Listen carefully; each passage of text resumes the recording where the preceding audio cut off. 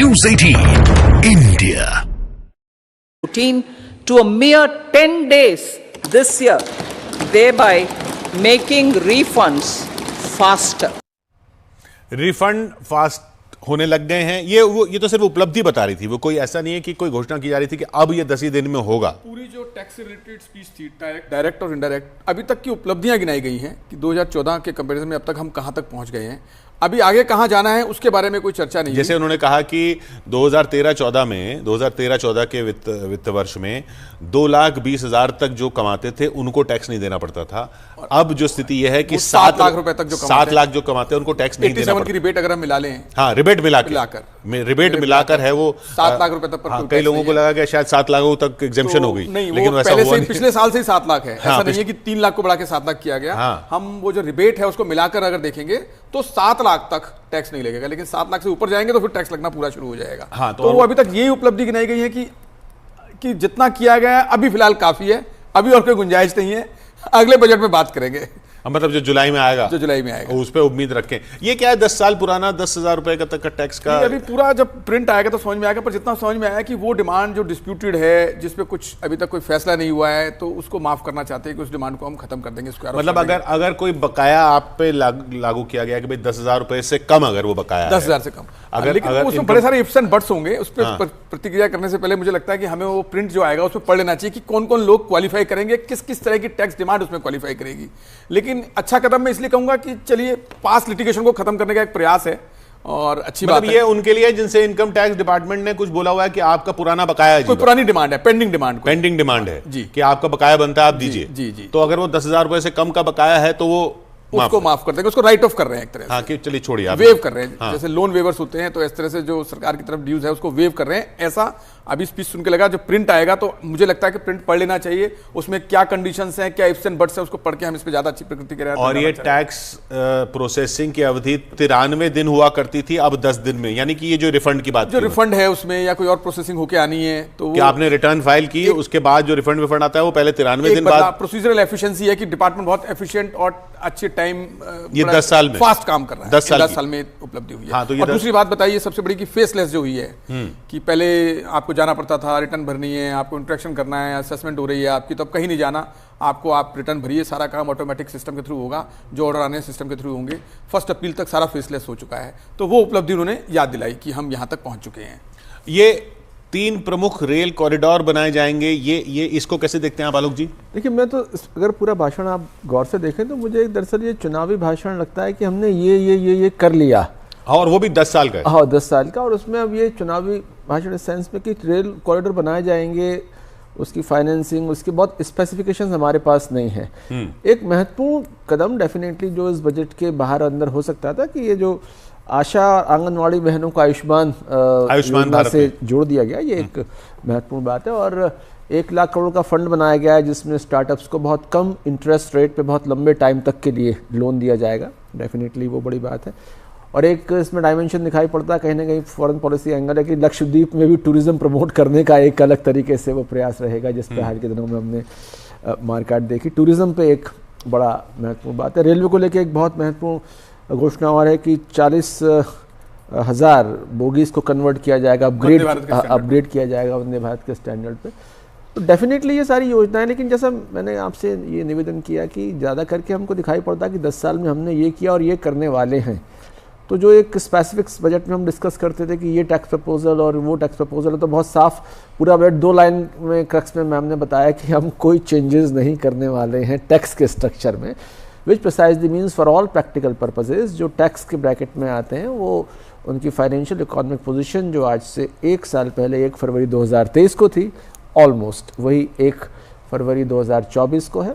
भले इसमें inflation rate 6% बढ़कर उनकी परचेजिंग पावर को 6% कम कर गया हो, लेकिन टैक्स का लेवल, लेकिन इसमें अगर आप कह रहे हैं कि इन्फ्लेशन 6% थी, महंगाई 6% बढ़ी, तो उनकी परचेजिंग पावर 6% कम हो गई, लेकिन टैक्स वही का वही रहा, लेकिन उनकी आमदनी बढ़ी होगी, ये भी तो हो सकता है ना? नहीं, डेफिनेटली उसमें अगर हम 6% इन्फ्लेशन रेट बढ़ी, आप एंकर हैं, मैं प्रोफेसर हूँ या एक्सपर्ट हैं, इनकी 10-12% बढ़ सकती है, लेकिन इकोनॉमी में बहुत बड़ा सेगमेंट ऐसा भी है जिसकी 6% नहीं बढ़ती है। उनकी पिछले बार जो इनकम थी वही रहने वाली है, तो 6% से वो पीछे चले जाते हैं। एक उम्मीद तो हम बनाए रखेंगे क्योंकि अभी बजट आना है। हाँ, इसलिए सारी कहानी, टैक्स रेट्स तो अभी डिसाइड होंगे, सारी कहानी। तो फिलहाल उन्होंने छेड़छाड़ नहीं की। इसमें सर मैं इसको यूं भी देखता हूं कि जब आपको ये बजट आपने पेश कर दिया इनकम टैक्स का, तो ये नहीं, ये एक इंपॉर्टेंट पॉइंट लोगों को भी जरा ध्यान रखें कि भाई ये बजट तो अभी आना है, ये जो टैक्स रेट है, इंटरिम बजट है ये तो। हाँ, और ये जो टैक्स रेट है इस पे तो इस साल की रिटर्न फाइल करनी है, पिछले साल वाले जी। अभी जो आएगा उस पे अगले साल की रिटर्न फाइल करनी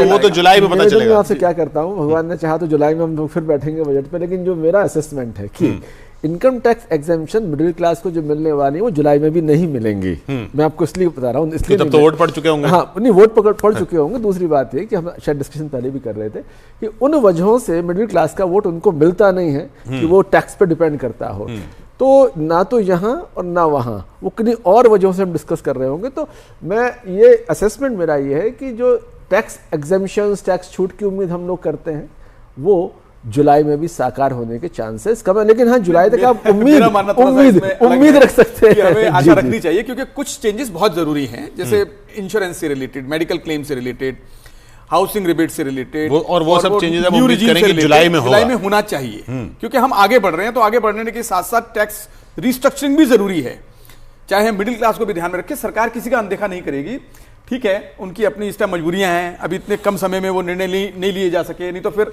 जब सरकार आएगी तो हम पूछेंगे सर वेलकम गिफ्ट क्या दे रहे हैं, तो वो वेलकम गिफ्ट के रूप में मुझे लगता है, उम्मीद है कि यही सरकार अगर आती है तो वो सब टैक्स रेट्स में जो स्ट्रक्चरिंग है, रिस्ट्रक्चरिंग है, रिलीफ है, वो हमें जुलाई में देखने को मिलेगा। मैं आशा बनाए रखना चाहूंगा। दो बातें इसमें बहुत अच्छी दिखाई पड़ती हैं कि जैसे अभी कल जो डेटा आया, जीएसटी का कलेक्शन बहुत स्ट्रांग रहा, 1,70,000 करोड़ से ऊपर, और फिस्कल डेफिसिट लगातार कम होने की बात सरकार कर रही है, यानी कि 5.8% तो 23-24 के लिए हो गया, और 5.1% हम 5.8% है 23-24 का, और अगली बार 5.1% है, और ये गिरा के 4.5% ले जाने की बात। इसका मतलब क्या होता है? इसका मतलब ये होता है कि सरकार आश्वस्त है कि हम ज्यादा कर का संग्रह कर लेंगे, हमारे पास ज्यादा रिसोर्सेज होंगे, और उसके मैं रोक रहा हूं, मनीष तिवारी कुछ कह रहे हैं, वो सुन लेते हैं। Clearly demonstrate that over 18 lakh crores is the unfunded extent of the union budget for this year, and this number is only going to increase over the next year. If you leave that aside for a moment, the rest of the budget speech was mere grandstanding. It was like driving, looking into the rear view mirror rather than looking ahead. So therefore, the finance minister spent all her time in extolling her own track record, which obviously is questionable, and trying to run down what had happened 10 years back. Congress नेता मनीष तिवारी ये कहते हुए कि वित्त मंत्री का सारा जोर इस बात पर था कि 10 साल पहले की इतनी खराब हालत थी, वहां से हम कहां से कहां लेकर आए हैं कश्ती को, अर्थव्यवस्था की, वही दिखाने में रह गई निर्मला सीतारामन। आगे कुछ नहीं है, ये तो कांग्रेस है और विपक्ष है उसका ये कहना। शिशिर सिन्हा हमारे साथ जुड़ रहे हैं। शिशिर, क्या देखते हैं, क्योंकि मुख्य पॉइंट क्या देखते हैं इसमें? एक तो कैपिटल एक्सपेंडिचर का बजट बढ़ाया गया, वो है, टैक्स रेट्स में बदलाव नहीं है, तो इसमें सबसे बड़ी बात क्या देखी जाए इस बजट में? देखिए, लगभग 1 करोड़ टैक्स पेयर्स की अगर बात करें, जो उनके छोटे छोटे जो है वो डिस्प्यूट थे फंसे हुए किसी ना किसी वजह से, जिसकी वजह से 10 साल से उनका रिफंड नहीं आ पा रहा था, ऐसे लोगों के लिए जो है वो एक राहत की बात है कि उनका जो कुछ भी डिस्प्यूट था वो सब के सब राइट ऑफ हो जाएगा, यानी कि उसे किताब से हटा दिया जाएगा।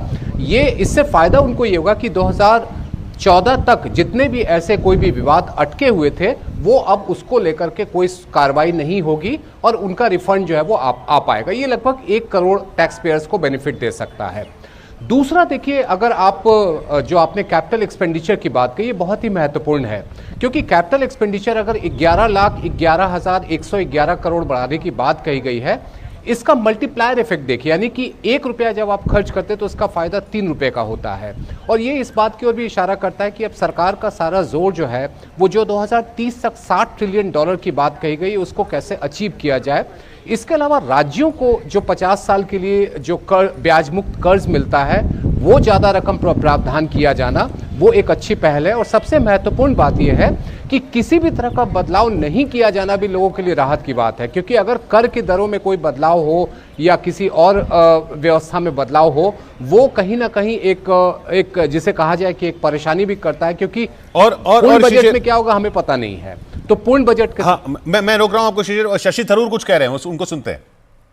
About a number of things that are couched in vague language like confidence and hope and so on. But when it comes to hard figures, there were very few figures available. For example, she talked about foreign direct investment without acknowledging that it has come down as a percentage of GDP, not gone up. She talked about, she didn't talk about unemployment, which has gone up to record levels. She didn't talk about youth unemployment. She didn't talk about declining female labor participation when talking about Nari Shakti. रोजगार पर कोई बात नहीं हुई, चाहे महिलाओं के चाहे युवाओं के, ये शशि थरूर का आरोप। अच्छा, एक और अहम बिंदु जिस पर आलोक जी हम बात कर रहे थे, ये जो कहा गया है अफोर्डेबल होम्स, घर खरीदने के लिए जो लोग किराए पर रहते हैं या झुग्गियों में रहते हैं, ये चौल में रहते हैं, अनऑथराइज्ड कॉलोनी में रहते हैं, उनके लिए कोई एक स्कीम आएगी। उस स्कीम के बारे में भी ज़्यादा डिटेल नहीं है। वो एक स्कीम आएगी जो उनको मदद करेगी अपना घर खरीदने या बनाने पर। यानी वो आवास योजना उस तरह से नहीं होगी कि सरकार बना के देगी। सरकार के बनाए हुए अफोर्डेबल होम्स की बात नहीं है, ये एक ऐसी स्कीम की बात है जिसके जरिए उस वर्ग के लोग जिनके पास अपना घर नहीं है और जो निम्न आय वर्ग के हैं, ऐसा लग रहा है कि उनकी बातों से, क्योंकि उन्होंने कहा कि रेंटेड हाउसेस, स्लम्स और चॉल्स, उनके लिए एक स्कीम के जरिए उनको पैसा उपलब्ध कराया जाएगा जिससे वो अपना घर खरीद सकें। ये स्कीम देखनी होगी कि क्या है। देखिए, कंस्ट्रक्शन में कुछ भी पैसा डलता है वो अल्टीमेटली उसका मल्टीप्लायर इफेक्ट होता है। वो लोहे से लेके और सीमेंट से लेके और तमाम चीज़ें जाती हैं। अभी जैसे जिस वर्ग की बात हो रही है कि वो चौल में है या अनऑथराइज्ड में, दरअसल वहाँ पे फाइनेंसिंग बहुत मुश्किल होती है। लोन ना बैंक देता ना फाइनेंस कंपनी देती। अब वो देखना पड़ेगा मॉडलिटीज किस तरह की आती है, किस श्रेणी में वो दिया जाने वाला है। क्योंकि होम लोन वाली चीज जो थी वो तो अपर मिडिल क्लास और मिडिल क्लास के लिए ही ज्यादा फायदेमंद रही। नहीं, वो जो फाइनेंस जो मिलता है हाउसिंग फाइनेंस कंपनी, वो बड़ा चेक कर लेती है कि इसके सारे क्लैरिटी है, ये पूरा लीगल पूरा सेटअप इसका है। लेकिन अगर वो चौल में या अनऑथराइज सेक्टर में, तो किस तरह से उसकी मॉडलिटीज देखनी पड़ेंगी कि वो अल्टीमेटली स्कीम तो बहुत शानदार ऑन पेपर दिखाई पड़ी, लेकिन उसकी एलिजिबिलिटी किस किस की बनेगी वो देखना पड़ेगा। लेकिन डेफिनेटली पॉजिटिव इसलिए कि कंस्ट्रक्शन में कुछ भी आप करें उसके इम्पैक्ट फिर मल्टीप्लायर इफेक्ट में जाते हैं। और सिर्फ कंस्ट्रक्शन के लिए भी, और जो लोग उसको यूज करेंगे चुनी जी, या जो लोग उसको इस्तेमाल करेंगे, उनकी फाइनेंशियल सिक्योरिटी के लिए भी एक बहुत अहम बात हो जाती है अगर अपना घर होता है तो। मेरे ख्याल से अब जिस तरह से सारा सिस्टम दुरुस्त कर रहे हैं, आधार कार्ड है, केवाईसी सिस्टम है, पैन है, रिटर्न फाइलिंग शुरू हो गई है, तो ऐसे कुछ पैरामीटर्स बनाएंगे कि ये एलिजिबल है लोन के लिए। और मुझे लगता है लो EMI, very low cost of interest पे इस तरह के लोन, हाँ, मतलब वो तो स्कीम देखनी पड़ेगी। शिशिर, ये मोरेटोरियम देंगे उसमें कि कंस्ट्रक्शन जब तक चल रही है तब तक आपको रिपे नहीं करना है। जी जी, मुझे लगता है इस तरह के इंसेंटिव होंगे। जी जी शिशिर, ये स्कीम देखनी पड़ेगी जिसका जिक्र किया है कि जो लोग रेंटेड हाउसेज में रहते हैं, स्लम्स में रहते हैं, चॉल्स में रहते हैं, अनऑथराइज्ड कॉलोनी में रहते हैं, वो अपना घर कैसे खरीदें या अपना घर कैसे बनाएं, उसके लिए एक स्कीम आएगी। ये एक अहम घोषणा हो सकती है इस बजट की। बिल्कुल, अगर आप इंटरेस्ट सबवेंशन जो हम लोग उम्मीद कर रहे हैं और जिस तरीके से बातचीत की गई है, उससे लगता है कि एक इंटरेस्ट सबवेंशन स्कीम ऐसे हाउसिंग के लिए होगा कि आप एक निश्चित ब्याज दर से ज़्यादा हो जाए तो आपको एक इंटरेस्ट पे जो है वो सब्सिडी भी दी जाएगी। इसका जो सबसे महत्वपूर्ण पहलू जो अभी हमारे पहले के वक्ता कह रहे थे कि चौल में या अनऑथराइज्ड कॉलोनी की बात है, ये एक बहुत बड़ा मुद्दा है और न केवल दिल्ली और मुंबई या जैसे बड़े शहरों की बात है बल्कि तमाम छोटे शहरों में भी ये मुद्दा है। तो मुझे लगता है कि आवास का बनना, घर का बनना, कंस्ट्रक्शन एक्टिविटी का बढ़ना लगभग 400 तरह की आर्थिक गतिविधियों को प्रत्यक्ष और अप्रत्यक्ष तरीके से मदद करता है और उद्योग उसमें शामिल हैं ही। तो ये एक तरीके से एक विन विन कह सकते हैं कि आम लोगों के लिए भी एक उसका फायदा है और उद्योग जगत के लिए भी उसका फायदा हो सकता है। जी हाँ, तो ये इसलिए अब लेकिन किसी भी तरह की स्कीम हो वो देखना पड़ेगा किस तरह से है। लेकिन इंटरेस्ट, शिशिर, आप किस आधार पर कह रहे हैं ये इंटरेस्ट सबवेंशन वाला हो सकता है? जैसे पहले जो 2 स्कीमें की गई थी हाउसिंग की, चाहे अगर आप ग्रामीण देखें या शहरी देखें, उसमें कुछ इंटरेस्ट सबवेंशन की बात की गई थी। तो ये चर्चा काफी समय से चल रही थी कि मिडिल क्लास और जो लोअर मिडिल इनकम ग्रुप में जो लोग हैं उनको हम कैसे हाउसिंग के लिए और ज्यादा प्रमोट कर सके, इसीलिए वहां पर इंटरेस्ट सबवेंशन की बात हम कह रहे हैं। लेकिन अभी थोड़ा इंतजार करना पड़ेगा, हो सकता है शाम को 4 बजे जब ब्रीफिंग होगी उसमें ये स्थिति और साफ हो पाए। हाँ, कि ये अपना घर बनाना या अपना घर खरीदना ऐसे वर्ग के लिए कैसे मुमकिन होगा, वो किस तरह की स्कीम होगी, इसकी डिटेल्स देखनी होंगी। इसके अलावा शिशिर, ये सोलर की बात जो हुई है, सोलर एनर्जी को यूज करने की, उसको लेकर क्या समझा जाए?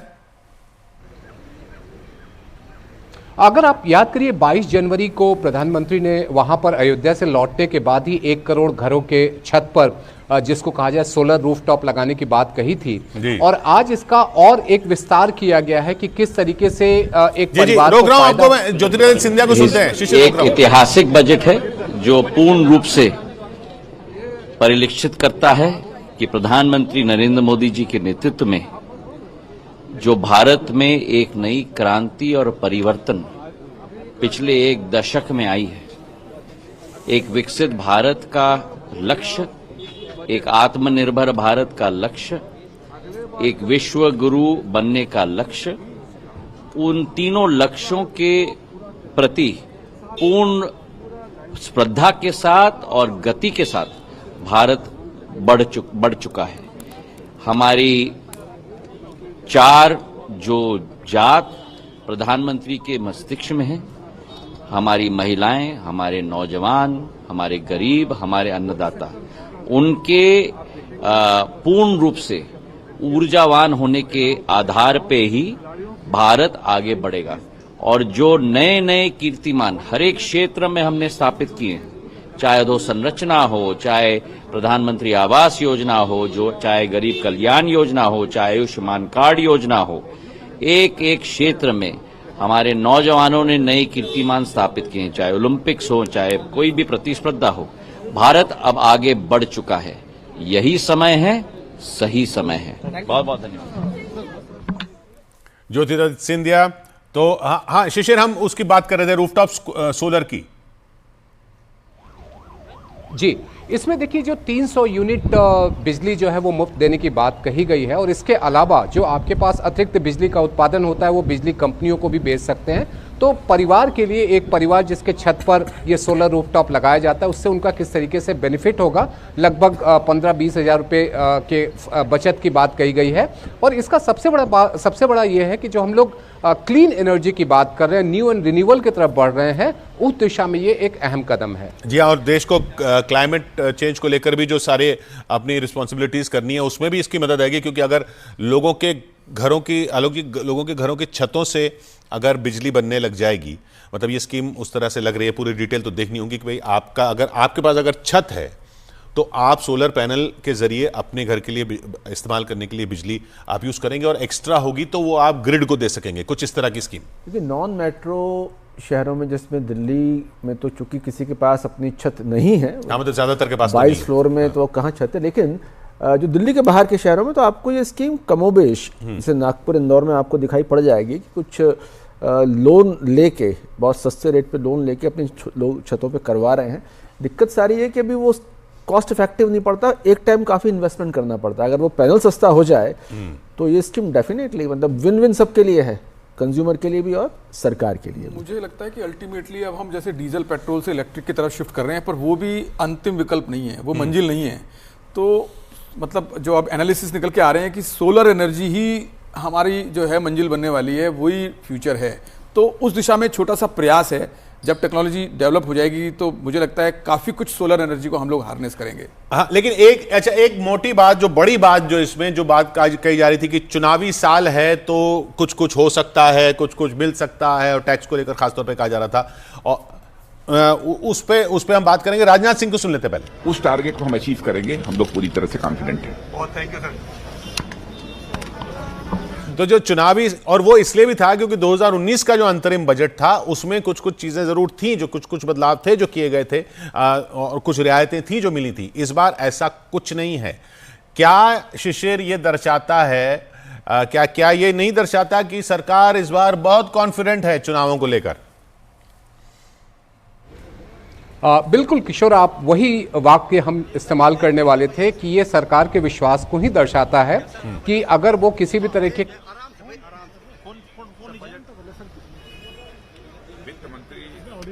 निर्मला सीतारमण जी ने आज जो इंटरिम बजट पेश किया, ये फुल फ्लेज बजट नहीं है, इंटरिम बजट है, लेकिन इंटरिम बजट जो भी उन्होंने प्रस्तुत किया तो बहुत ही इंकरेजिंग है, बहुत ही उत्साहवर्धक है और आगे के लिए भी और अधिक आशाएं बढ़ती हैं। और भारत की इकॉनमी की साइज जितनी इस समय है, इसमें पूरी तरह से मैं आश्वस्त हूं इस इंटरिम बजट के कारण ही, जो भी इंडिकेशन इस बजट से मिले हैं कि हमारी इकॉनमी जो आज दुनिया की टाइप 5 कंट्रीज में है, उसकी साइज बढ़कर 2027 तक मोर देन $5 ट्रिलियन जाएगी और 2030 आते आते मोर देन $7 ट्रिलियन तक पहुंचेगी।